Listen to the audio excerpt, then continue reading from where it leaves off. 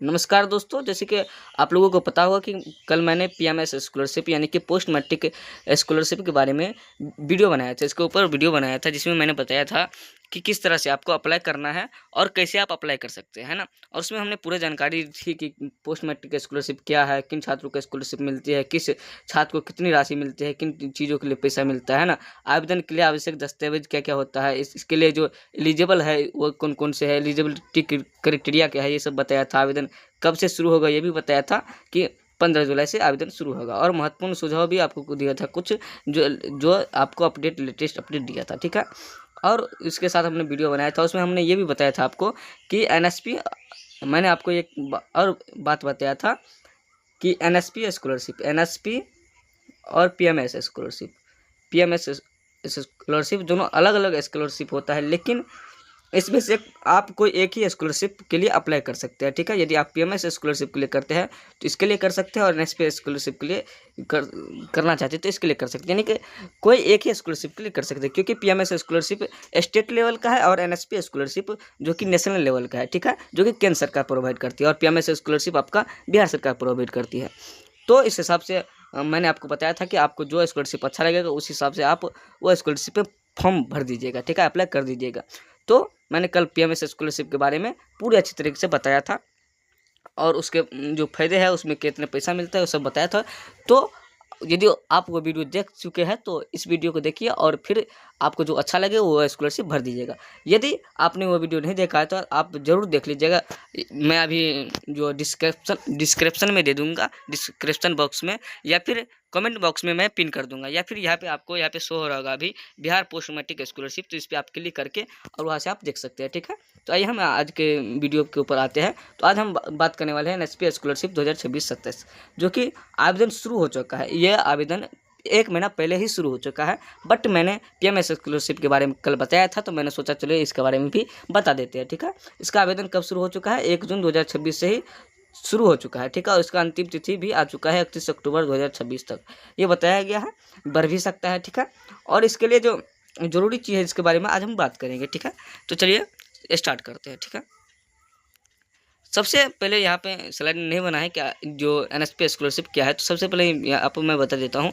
NSP scholarship जो है ये एक प्रकार का स्कीम है, यानी कि एनएसपी एक पोर्टल है। एनएसपी एक पोर्टल है, इसका फुल फॉर्म होता है नेशनल स्कॉलरशिप पोर्टल। यहाँ पे आपको दिख भी रहा होगा, यहाँ पे लिखा है नेशनल स्कॉलरशिप पोर्टल, यानी कि एनएसपी जो है ये एक पोर्टल है, नेशनल स्कॉलरशिप पोर्टल। इसमें बहुत सारी स्कीम होती है, ठीक है। 10th पास के लिए अलग होती है, 11th पास के लिए अलग होती है, सॉरी 12th पास के लिए अलग होती है, जो ग्रेजुएशन में है उसका लिए अलग होता है, और अन ग्रेजुएशन के लिए अलग होता है। यानी कि ये एक स्कीम होता है, इसमें बहुत सारे स्कीम होता है, ये एक पोर्टल है, ठीक है। तो वहाँ से आप कर सकते हैं, ठीक है। तो ये आज हम उसी सभी के बारे में बात करेंगे, ठीक है। और ये स्कॉलरशिप क्यों दिया जाता है, तो क्योंकि सरकार जो आर्थिक रूप से कमज़ोर छात्र है उसको मदद करना चाहती है, ठीक है। तो चलिए हम इसी के ऊपर बात करते हैं। देखिए ये आवेदन शुरू हो चुका है कब से भैया, तो 1 जून से ही स्टार्ट हो चुका है, ठीक है। अगर आप प्री मैट्रिक यानी कि 10वीं यानी कि 1 से लेकर 10वीं तक के बीच में है तब भी आपको ये मिलेगा, और पोस्ट मैट्रिक यानी कि 10th पास कर चुके हैं तब भी आपको मिलेगा, या यूजी पीजी प्रोफेशनल कोर्सेज कर रहे हैं तो आपको यह जो स्कॉलरशिप है ये भर सकते हैं, ठीक है। तो इसी के सभी स्कीम के बारे में आज हम बात करेंगे इस वीडियो में, ठीक है। तो चलिए स्टार्ट करते हैं। आवेदन कब से शुरू हुआ, तो ये तो मैंने बता दिया कि 1 जून से आरंभ हो चुका है। और यहाँ पे देखिए लिखा है एकेडमिक ईयर 2026-27 के लिए एनएसपी पर छात्रवृत्ति आवेदन 1 जून 2026 से शुरू हो चुका है। यह एक बड़ा मौका है, अगर आप या आपके बच्चे पढ़ाई में आगे बढ़ना चाहते हैं तो देर किए बिना आवेदन की प्रक्रिया शुरू करें। यानी कि ये जो इसका जो आरंभ तिथि है 1 जून से स्टार्ट हो चुका है, यानी पिछले महीना से स्टार्ट हो चुका है।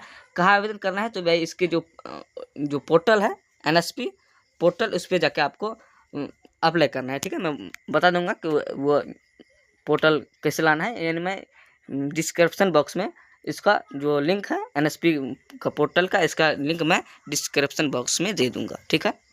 कौन आवेदन करे, सभी योग्य छात्र जो पात्रता यानी एलिजिबल है, और उसका जो मानदंड है, उसके जो क्राइटेरिया है उसको पूरा करता है, तो वो इसके लिए फॉर्म भर सकता है, ठीक है। तो चलिए हम उसके बारे में बात करते हैं, कौन छात्र इसके लिए एलिजिबल है ना, और कौन इसके लिए एलिजिबल नहीं है, ठीक है। इसके क्राइटेरिया क्या है इसके बारे में बात करते हैं। कौन आवेदन कर सकता है, देखिए कौन आवेदन कर सकता है। एनएसपी स्कॉलरशिप कई श्रेणियों के छात्रों के लिए उपलब्ध है। नीचे दी गई श्रेणियों के छात्र आवेदन कर सकते हैं बशर्ते वे संबंधित स्कॉलरशिप की पात्रता पूरी करती हो, ठीक है। सबसे पहले इसका जो शर्त है क्या क्या है, जो इसका जो एनएसपी स्कॉलरशिप का जो इसमें जो बहुत सारे स्कीम होता है, इसमें कौन कौन से स्कीम होता है इसके बारे में बात करेंगे। और इसका जो कौन कौन से शर्त है, देखिए सबसे पहले तो प्री मैट्रिक स्टूडेंट यानी कि वो 1 से लेकर 10वीं तक पढ़ने वाले छात्र परिवार की आय और मानदंड के आधार पर तय होती है, ठीक है। इसके जो एलिजिबिलिटी क्राइटेरिया है वो से लेकर 10 यानी कि प्री मैट्रिक स्टूडेंट के लिए यानी कि 1 से 10 तक के स्टूडेंट है उसके लिए जो एलिजिबिलिटी क्राइटेरिया जो होती है उसके परिवार की आय और उसके जो और भी क्राइटेरिया है उसके ऊपर ही ये तय होती है, ठीक है। और पोस्ट मैट्रिक स्टूडेंट यानी कि जो कक्षा 11वीं से लेकर PhD 11वीं या PhD कर रहे हैं या 12th में या 11वीं से लेकर PhD तक के छात्र विभिन्न सेंट्रल स्कीम के तहत आवेदन किया जा सकता है, ठीक है। और यदि कोई विद्यार्थी UG PG स्टूडेंट है तो वह भी यानी कि स्नातक यानी कि UG यानी कि यदि अनग्रेजुएट है या फिर पोस्ट ग्रेजुएट है तो ठीक है, तो पाठ्यक्रम में पढ़ने वाले छात्र भी इसके लिए अप्लाई कर सकते हैं। टेक्निकल एंड प्रोफेशनल कोर्स यदि कर रहा है जैसे इंजीनियरिंग, मेडिकल, लॉ, मैनेजमेंट जैसे प्रोफेशनल कोर्स में पढ़ने वाले छात्र भी इसके लिए आवेदन कर सकते हैं। कौन नोट में यहाँ देखिए लिखा है, यहाँ पे देखिए नोट में लिखा है आवेदन केवल संबंधित स्कॉलरशिप स्कीम की पात्रता पूरी करने वाले छात्र ही कर सकते हैं। अपने स्कीम की एलिजिबिलिटी क्राइटेरिया एनएसपी पोर्टल पर जरूर चेक करें। यानी कि इसका जो आवेदन के लिए जो केवल संबंधित स्कॉलरशिप की जो स्कीम है ये कौन कर सकता है, जो कि इसके लिए एलिजिबल है, ठीक है, जो इस सब क्राइटेरिया को पालन करता है, ठीक है। अपनी स्कीम की जो एलिजिबिलिटी क्राइटेरिया है आप वहाँ पे एनएसपी स्कॉलरशिप के पोर्टल पर जाके अच्छे तरीके से देख सकते हैं, ठीक है। आगे बढ़ते हैं, देखिए ये तो मैंने बता दिया कि कौन आवेदन कर सकता है। अब ये आगे अब एक चीज़ और है कि एनएसपी में किसको कितना पैसा मिलता है ना, ये तो मैंने बता दिया कि किसको किसको मिलता है। प्री मैट्रिक स्कॉलरशिप यानी प्री मैट्रिक यानी कि 1 से लेकर 10वीं तक का जो छात्र उसको मिलता है। पोस्ट मैट्रिक स्टूडेंट जो नहीं कि जो 11वीं से लेकर PhD तक का है उसको, और UG PG स्टूडेंट को मिलता है। टेक्निकल एंड प्रोफेशनल यदि कोर्स कर रहा है तो उसको मिलता है। बट किसको कितना मिलता है इसके बारे में हम बात करते हैं, ठीक है। अभी मैं इसको जूम करता हूँ, ठीक है, 1 मिनट।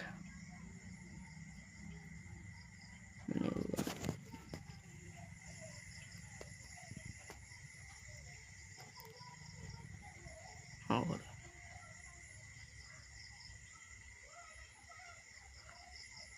ठीक है, देखिए जूम कर लिए।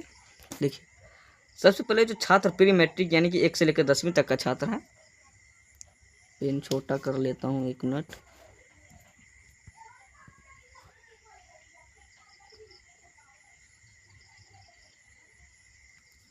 देखिए सबसे पहले जो प्री मैट्रिक यानी कि 1 से लेकर 10वीं तक का छात्र है उसको यानी कि कक्षा 1 से लेकर 5 और कक्षा 6 से लेकर 10 यानी कि जो कक्षा 1 से लेकर 5 तक है उसको केंद्र सरकार स्कीम मिलता है। यानी कि स्कॉलरशिप का प्रकार क्या होता है इसमें, तो केंद्र सरकार का स्कीम से मिलता है, ठीक है। और यानी कि 750 रुपया प्रति वर्ष उस छात्र को मिलता है जो कि कक्षा 1 से लेकर 5वीं तक में है, उसको केंद्र सरकार स्कीम मिलता है और 750 रुपया प्रति वर्ष मिलता है, ठीक है।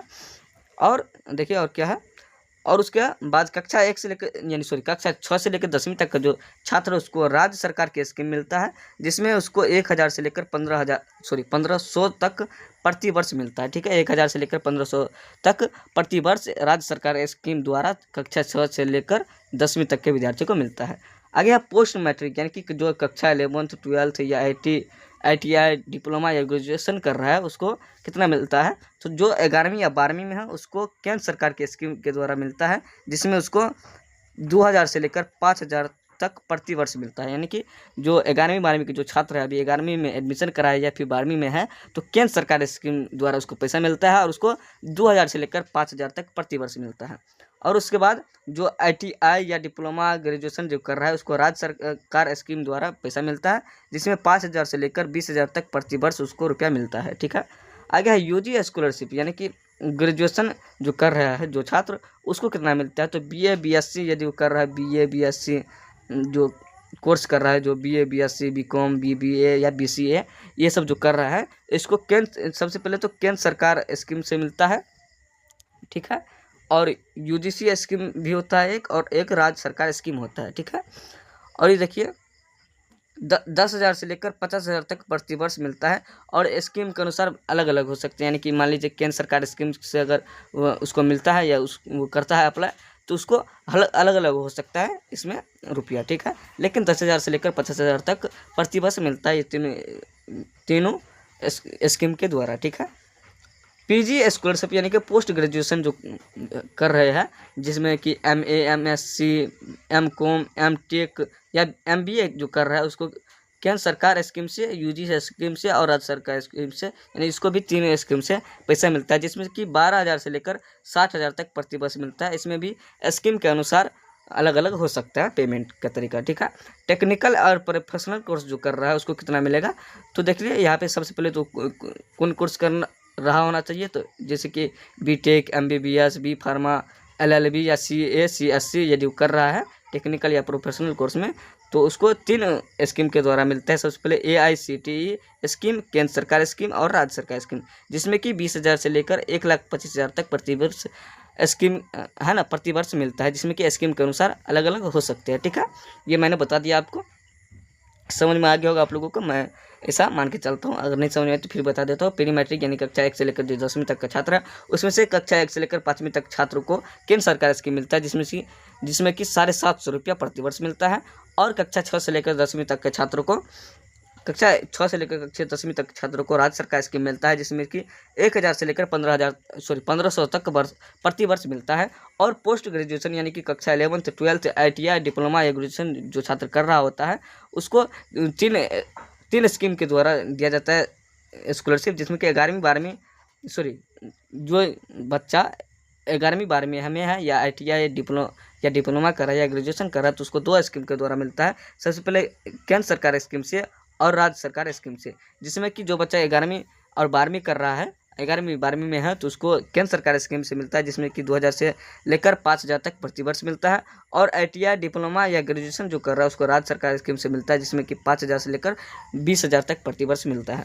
और UG स्कॉलरशिप यानी कि जो अभी छात्र ग्रेजुएशन कर रहा है, जैसे कि इसमें जो कोर्स आता है BA, BSc, BCom या BBA या BCA, इसमें 3 स्कीम से मिलता है, केंद्र सरकार स्कीम, UGC स्कीम और राज्य सरकार स्कीम। इसमें भी 10,000 से लेकर 50,000 तक प्रतिवर्ष मिलता है, और ये अलग अलग हो सकता है, ये मैंने बता दिया। और पोस्ट ग्रेजुएशन जो कर रहा है, जैसे MA, MSc, MCom, MTech, MBA, ये सब जो कर रहा है, इसको भी 3 स्कीम के द्वारा मिलता है, जिसमें कि 12,000 से 60,000 तक प्रतिवर्ष मिलता है। और टेक्निकल और प्रोफेशनल कोर्स जो कर रहे हैं, जैसे BTech, MBBS, B pharma, LLB, CA, CSC, इसको भी 3 स्कीम के द्वारा मिलता है, जिसमें कि 20,000 से लेकर 1,25,000 तक प्रतिवर्ष स्कीम के अनुसार अलग अलग हो सकता है, ठीक है। ये मैंने बता दिया एक बार और, तो ये समझ में आ गया आप लोगों को। मैं इसको, ये आप लोग इसको जो है स्क्रीनशॉट में ले सकते हैं, ठीक है। तो चलिए आगे बढ़ते हैं।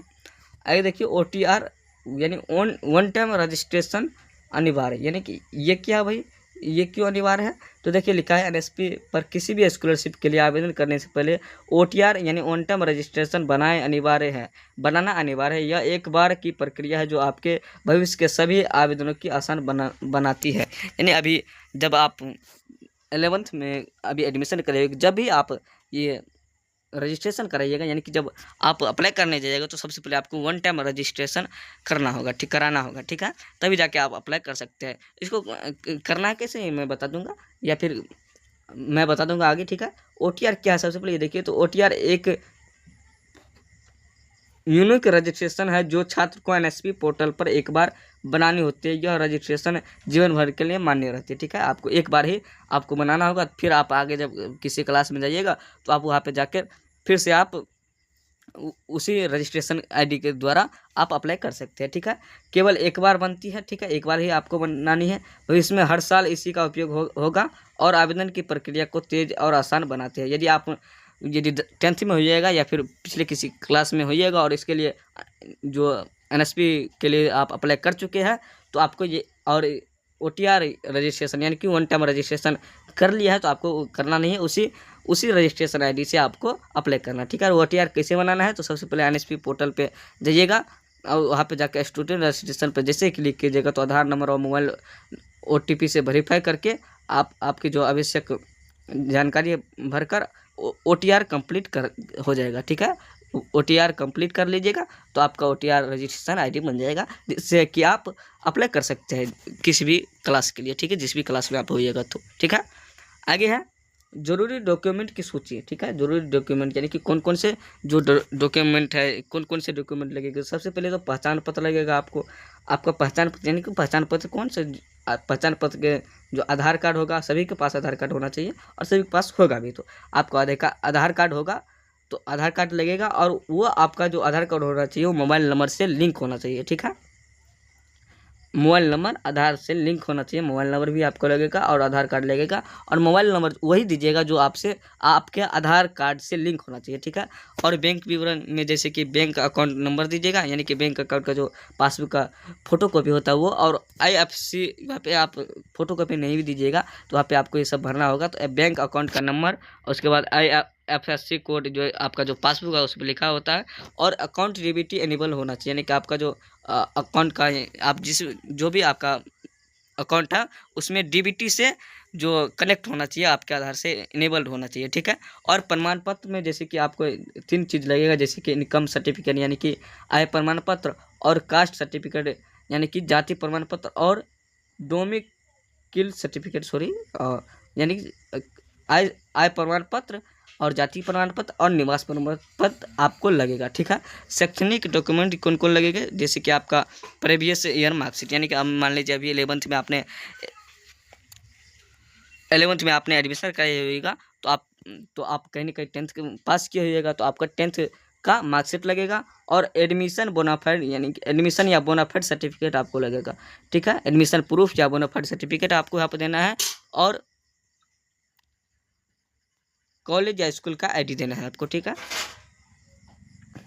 महत्वपूर्ण बात यहाँ पे देखिए लिखा है, बैंक अकाउंट DBT से अनेबल्ड होना अनिवार्य है। यदि अकाउंट DBT एनेबल नहीं है तो अपने बैंक अकाउंट से संपर्क करें, यानी अपने बैंक ब्रांच से संपर्क करना है आपको। और यदि आपका इनेबल नहीं है तो आप कैसे चेक कीजिएगा, मैं बता दूंगा किसी शॉर्ट वीडियो में, और उसको कैसे इनेबल करना है इसके बारे में भी बता दूंगा मैं किसी शॉर्ट वीडियो में। कल तक आपको मिल जाएगा, यानी कि आज ही सुबह में देख रहे हैं तो आपको मिल जाएगा शाम तक, ठीक है, वो वीडियो, ठीक है। आप लोग बस कमेंट कर दीजिएगा कि हम हाँ बनाएंगे तो मैं बना दूंगा, ठीक है। आगे देखिए, मैंने ये बता दिया कि कौन कौन सा डॉक्यूमेंट चाहिए, है ना। अब आगे है अंतिम तिथि, लास्ट डेट क्या है इसका। तो लास्ट डेट मैंने बता दिया कि शुरुआत इसका 1 जून से है, लास्ट डेट 31 अक्टूबर से है, और 5 महीने आपके पास अभी भी है, ठीक है। लेकिन देरी नहीं करना है आपको, जितना जल्दी भर दीजिएगा उतना अच्छा होगा। ध्यान दें कुछ स्कॉलरशिप के ये अलग है ना, महत्वपूर्ण बातें जो है वो ध्यान से पढ़ना है आपको। आवेदन करते समय इन बातों का विशेष ध्यान रखें ताकि आपका आवेदन सही हो और पूरा हो। केवल ऑफिशियल पोर्टल पर जाकर आपको केवल ऑफिशियल पोर्टल का उपयोग करना है, आपको ऑफिशियल पोर्टल पे ही जाके अप्लाई करना है। यानी कि यदि कोई बोले कि हमारे जो वेबसाइट है वहाँ पे जाके आप अप्लाई कीजिएगा तो ऐसा नहीं कीजिएगा, क्योंकि आप ऑफिशियल पे जाइएगा तो बहुत अच्छा रहता है, ठीक है। तो ऑफिशियल से ही कीजिएगा। आवेदन केवल scholarship.gov.in पर ही करना है, ठीक है। किसी थर्ड पार्टी वेबसाइट या एजेंट पर भरोसा नहीं करना है आपको, ठीक है। सिर्फ सभी जानकारी सही भरना है, ठीक है। आपको सभी जानकारी सही भरना है, जैसे आधार नंबर, बैंक डिटेल्स, मार्क्स और पर्सनल इन्फॉर्मेशन बिल्कुल सही होनी चाहिए। गलत जानकारी जब आप भरिएगा तो आपका रद्द हो सकता है, आपका फॉर्म अप्लाई रद्द हो सकता है, ठीक है। एप्लीकेशन प्रिंट PDF सुरक्षित रखना है। आपको जब भर दीजिएगा तो आपका जो एप्लीकेशन प्रिंट होगा, एप्लीकेशन जो ID होगा उसको क्या करना है, प्रिंट करके और उसको PDF फॉर्म में सुरक्षित रखना है, ठीक है।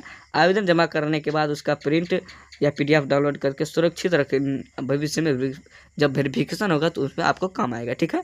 अंतिम तिथि का इंतजार नहीं करना है। लास्ट डेट के आसपास पोर्टल पर ट्रैफिक बढ़ सकता है, यानी मैंने बताया था कि पिछले वीडियो में भी कि लास्ट डेट तक आने तक ज़्यादा ये हो सकता है, इसलिए आपको अभी ही अप्लाई कर देना है, ठीक है, ताकि टेक्निकल प्रॉब्लम से बचा जा सके, ठीक है। इसके ऊपर भी मैं वीडियो बना दूंगा कि किस तरह से अप्लाई करना है ना, उसमें पूरे अप्लाई करके दिखाऊंगा आप लोगों के सामने, ठीक है। तो इस चैनल को सब्सक्राइब कर लीजिए ताकि जब भी कोई नया वीडियो आए, कोई स्कीम आए तो आपको जल्द से जल्द आपके पास पहुँचे, ठीक है। तो चलिए आगे है, ऑफिशियल वेबसाइट कहाँ आवेदन करें। scholarship.gov.in जैसे आप अपने क्रोम ब्राउज़र पर सर्च कीजिएगा तो आपको वहाँ पे आ जाएगा, ठीक है। मैं बता दूंगा जब फॉर्म भर के दिखाऊंगा तो। जल्द ही मैं उसके ऊपर वीडियो लाऊंगा, ठीक है, इस वीडियो के बाद। तो यह भारत का सरकार का एकमात्र ऑफिशियल नेशनल स्कॉलरशिप पोर्टल है। यहाँ से आप न केवल आवेदन कर सकते बल्कि एप्लीकेशन स्टेटस भी चेक कर सकते हैं, स्कॉलरशिप से जुड़ी सभी जानकारी प्राप्त कर सकते हैं, ठीक है। स्कीम खोजना है आपको कि आप कौन सा, जैसे आप 11th में है तो उसके लिए आप पोस्ट मैट्रिक का ही कीजिएगा, ठीक है। और ऑनलाइन आवेदन घर बैठे पूरी प्रक्रिया ऑनलाइन पूरी करना है, आप मोबाइल से भी कर सकते हैं। स्टेटस चेक करें, आवेदन के जब आप कर दीजिएगा तो आपको स्टेटस चेक करते रहना है, ठीक है। आगे आवेदन प्रक्रिया एक नज़र मैं आपको बता देता हूँ किस तरह से करना है। सबसे पहले तो OTR पंजीकरण करना है, OTR यानी वन टाइम रजिस्ट्रेशन आपको कर लेना है, ठीक है। मैंने बता दिया किस तरह से करना है, अब मैं वीडियो भी बना दूंगा आगे, ठीक है। और उसके बाद NSP में लॉगिन करना है और स्कीम चुनना है। जैसे आप 11th में होइएगा तो पोस्ट मैट्रिक चुनिएगा, और यदि 10th में या फिर 9th में या 8th में है तो प्री मैट्रिक, है ना। और उसके बाद जो भी है तो मैंने बता दिया कौन कौन स्कीम है, सभी अपने हिसाब से स्कीम चुन लीजिएगा और फॉर्म भरिएगा। वहाँ पे जो भी आपका डिटेल मांगेगा सब दे दीजिएगा और सबमिट पर क्लिक करके सबमिट जब हो जाएगा तो आप प्रिंट पे क्लिक करके उसको PDF को डाउनलोड कर सकते हैं। यह पूरी प्रक्रिया ऑनलाइन है और घर बैठे पूरी की जा सकती है। यदि कोई समस्या आए तो NSP हेल्प डेस्क से संपर्क करें या पोर्टल पर उपलब्ध फैक्ट जो है FAQ यानी क्वेश्चन देखें, ठीक है। यह जानकारी शेयर करें, किसी की मदद हो सकती है, ठीक है। आपको क्या करना है, यदि आपको ये वीडियो पसंद आया होगा तो आप इस वीडियो को लाइक जरूर कीजिए, क्योंकि बहुत मेहनत लगता है वीडियो बनाने में। तो आप 1 लाइक तो कर सकते हैं, तो 1 लाइक कर दीजिएगा और अपने दोस्तों के साथ शेयर कर दीजिएगा ताकि उसका भी भला हो और वो भी अप्लाई कर सके और वो डिसीजन ले सके कि कौन सा अप्लाई हमको करना है, ठीक है। और सब्सक्राइब जरूर कर लीजिएगा ताकि आगे जो भी स्कॉलरशिप का स्कीम आएगा या जो भी आएगा तो मैं आपको बता दूंगा, ठीक है। ज्वाइन करना है व्हाट्सअप और टेलीग्राम चैनल पर भी आप जुड़ जाइएगा, डिस्क्रिप्शन में लिंक होगा और हो सकता है कमेंट बॉक्स में भी पिन कर दूंगा मैं, ठीक है। तो वहाँ से आप जुड़ जाइएगा ताकि मैं कोई भी जो डिटेल है सबसे पहले वहाँ पे भेजूँगा और वहीं से आपको, जैसे कि कोई फॉर्म हो गया या फिर कुछ हो गया तो मैं वहाँ पे भेजूँगा, तो आप वहाँ से डाउनलोड कर सकते हैं। वहाँ पे आपको जो लेटेस्ट अपडेट है तुरंत ही मिलेगा, ठीक है। याद रखिए, सही जानकारी समय पर आवेदन करना और छात्रवृत्ति पक्की देर न करें, ठीक है। आपको सही जानकारी भरने हैं और समय पर आवेदन करना है तो आपका छात्रवृत्ति पूरा हो जाएगा, ठीक है। मैंने पूरी जानकारी आपको इस वीडियो में दे दिया। अब आप यहाँ से आप डिसाइड कर सकते हैं कि आपको NSP स्कॉलरशिप भरना है या PMS स्कॉलरशिप।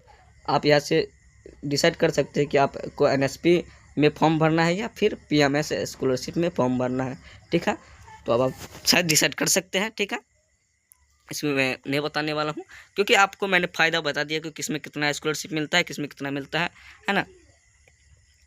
यहाँ पे मैंने बता दिया किसमें कितना मिलता है ना। तो उस हिसाब से आप वो वीडियो भी देख लीजिएगा, तो उस हिसाब से आपको जो अच्छा लगे स्कॉलरशिप वो भर दीजिएगा, यानी कि दोनों भर दीजिएगा। तो यदि आप दोनों भरते हैं तो कोई एक आपका जो है ऑटोमेटिक जो है वो रिजेक्ट हो जाएगा, ठीक है। तो इसलिए कोई एक ही भरिएगा, चाहे आप PMS स्कॉलरशिप भरिए NSP स्कॉलरशिप। यदि आप NSP भर चुके हैं तो PMS नहीं भरिएगा क्योंकि रिजेक्ट हो जाएगा फिर आपका एक स्कॉलरशिप, ठीक है। इसलिए यदि अभी तक नहीं कोई भरे हैं तो NSP या PMS में जो आपको अच्छा लगता है वो भर सकते हैं, ठीक है। तो बाकी मिलेंगे किसी और अगले वीडियो में, तब तक के लिए धन्यवाद। आप लोगों ने इतना साथ दिया, थैंक यू।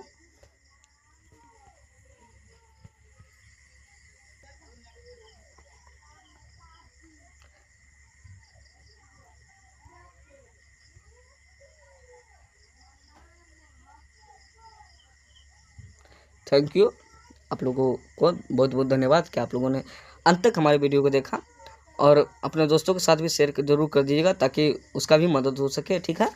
और सब्सक्राइब कर लीजिएगा ताकि आपके पास नोटिफिकेशन आए और सभी स्कीम के बारे में आपको सबसे पहले पता चले, ठीक है। बाकी मिलेंगे अगले वीडियो में।